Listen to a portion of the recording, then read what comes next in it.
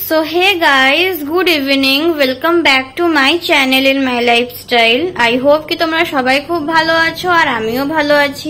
তো আর একটা new recipe ব্লগে তোমাদের সবাইকে অনেক অনেক ওয়েলকাম। আজকে অনেক দিন পরে আর একটা নতুন রেসিপি ব্লগ নিয়ে আসলাম তোমাদের সামনে।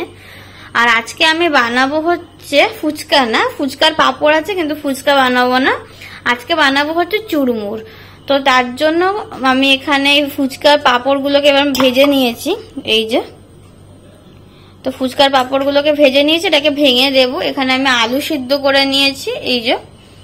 তো আলুটাকে আমি পিস পিস করে কেটে নেব পরে। আর নিয়েছি ধনে পাতা, ভাজা মশলা, চাট মশলা, এখানে কাঁচা লঙ্কা, আর এখানে আছে তেঁতুলের পাল্প, আর রয়েছে ছোলা আর মটর সিদ্ধ, আর তার সাথে আছে নুন। তো এই হচ্ছে আজকে উপকরণ। এই উপকরণগুলো দিয়ে আমি আজকে চুরমুর বানাবো। তো চলো গাইস, রেসিপিটা তাহলে আমি এখন স্টার্ট করে দিই। আমি এই আলুগুলোকে পিস পিস করে কেটে নেব। এদিকে এই যে আমি প্রথমে আলুগুলোকে এইভাবে পিস পিস করে কেটে নিয়েছি। তো এবার আমি এর মধ্যে প্রথমে দেব হচ্ছে ধনে পাতা। তো এই যে প্রথমে আমি অ্যাড করে দিচ্ছি ধনে পাতা। তারপরে এর মধ্যে দেব হচ্ছে অল্প করে কাঁচা লঙ্কা। তারপর গাইজ আমি একটা চামচের সাহায্যে সব জিনিসগুলোকে একসাথে এইভাবে আস্তে আস্তে এইভাবে মিক্স করে নিচ্ছি। এই যে আমি যেভাবে মিক্স করছি সেভাবে মিক্স করতে হবে।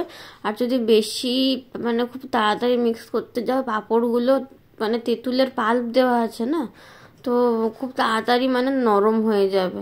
তো এইভাবে আমি মিক্স করে নিচ্ছি। আর আমি তেঁতুলের পাল্পটা একটু বেশি দিয়েছি টকের জন্য। আর এদিকে দেখো আমাদের চুরমুর অলরেডি রেডি হয়ে গেছে। আর আমি এটাকে একটা বাটির মধ্যে এইভাবে সার্ভ করে নিয়েছি। দেখতে কত স্পাইসি আর টেস্টি লাগছে দেখো।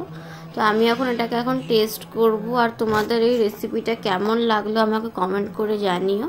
যদি তোমাদের এই রেসিপিটা ভালো লেগে থাকে অবশ্যই একটা লাইক, শেয়ার, সাবস্ক্রাইব, কমেন্ট করে দেবে। দেখা হচ্ছে নেক্সট ব্লগে।